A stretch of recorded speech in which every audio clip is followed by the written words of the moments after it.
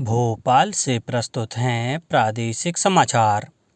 नमस्कार, समाचारों के साथ मैं जितेंद्र रघुवंशी। पहले मुख्य समाचार। प्रधानमंत्री नरेंद्र मोदी गुरुवार को दिल्ली में करेंगे राष्ट्रीय आदि महोत्सव का शुभारंभ। रीवा एयरपोर्ट का शिलान्यास। आज महिला सम्मेलन भी होगा। कूनो अभ्यारण्य में 18 फरवरी को दक्षिण अफ्रीका से आ रहे हैं 12 चीते। और वन विभाग की 26वीं राज्य स्तरीय वन खेल कूद प्रतियोगिता का आयोजन 17 फरवरी से भोपाल में। अब समाचार विस्तार से। प्रधानमंत्री नरेंद्र मोदी गुरुवार को दिल्ली के मेजर ध्यानचंद स्टेडियम में राष्ट्रीय आदि महोत्सव का शुभारंभ करेंगे। जनजातीय मामलों के मंत्री अर्जुन मुंडा ने बताया कि 28 राज्यों और केंद्र शासित प्रदेशों के 1000 जनजातीय कलाकार और कारीगर इस उत्सव में शामिल होंगे। आदि महोत्सव राष्ट्रीय और अंतर्राष्ट्रीय बाजारों में जनजातीय उत्पादों को बढ़ावा देने का प्रमुख मंच है।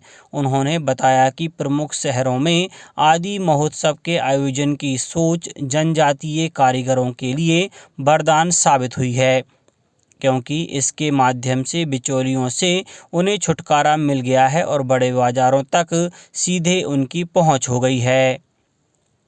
G20 देशों के कृषि कार्य समूह की 3 दिवसीय बैठकों के दूसरे दिन कल केंद्रीय नागरिक उड्डयन मंत्री ज्योतिरादित्य सिंधिया ने कृषि प्रतिनिधियों को संबोधित किया।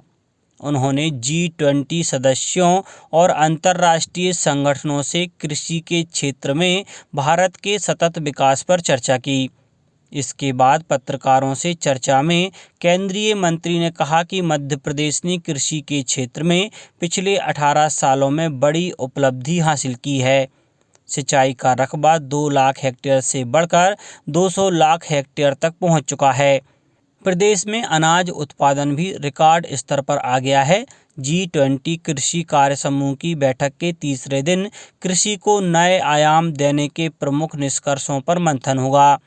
यह एक तकनीकी सत्र होगा जिसमें सभी संबंधित सदस्यों और अंतर्राष्ट्रीय संगठनों से चर्चा और भागीदारी होगी।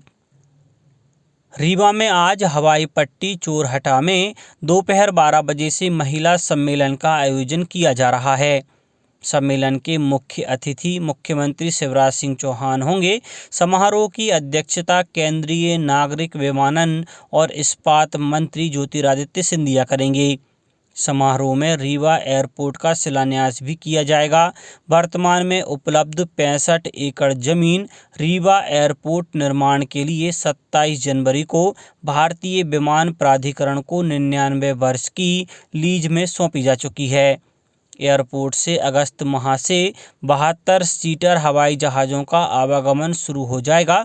हवाई सेवा शुरू हो जाने से रीवा ही नहीं, पूरे विंध्य के उद्योग, पर्यटन, शिक्षा, उपचार, सुविधा और अन्य क्षेत्रों में विकास के नए अवसर मिलेंगे। प्रदेश में कृषि के क्षेत्र में नवाचार जारी है। प्रदेश गेहूं निर्यात के मामले में पूरे देश में प्रथम है। काले गेहूं के निर्यात के बाद अब नीले रंग के गेहूं का उत्पादन भी प्रदेश में शुरू हो गया है। बेकरी उत्पादों में काम आने वाले नीले गेहूं की मांग दूसरे देशों से भी आ रही है। इसका पेटेंट भी करा लिया गया है। सिमरौली की सुश्री निशा पाटीदार ने विशेष प्रकार के शुगर फ्री आलू का उत्पादन आरंभ किया है।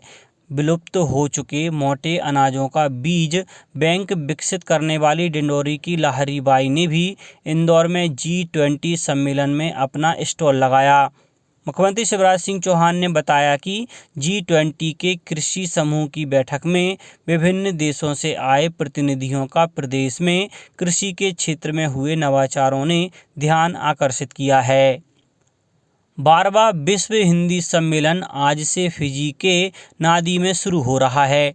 सम्मेलन का आयोजन भारत और फिजी संयुक्त रूप से कर रहे हैं। विदेश मंत्री सुब्रमण्यम जयशंकर इस सम्मेलन में शामिल होने के लिए फिजी पहुंच गए हैं। डॉक्टर जयशंकर ने कहा कि वे विश्व भर के हिंदी प्रेमियों से मिलने के लिए उत्साहित हैं। श्योपुर के राष्ट्रीय उद्यान कूनो अभ्यारण्य में चीतों का कुनबा बड़ा होने जा रहा है। यहां 18 फरवरी को 12 चीतों की दूसरी खेप दक्षिण अफ्रीका से आ रही है। इसके साथ ही यहां चीतों की संख्या 8 से बढ़कर 20 हो जाएगी। इससे पहले नामीबिया से 8 चीते कूनो नेशनल पार्क में लाए गए थे। इस बार मुख्यमंत्री शिवराज सिंह चौहान और केंद्रीय वन मंत्री भूपेंद्र सिंह चीतों को रिलीज करेंगे।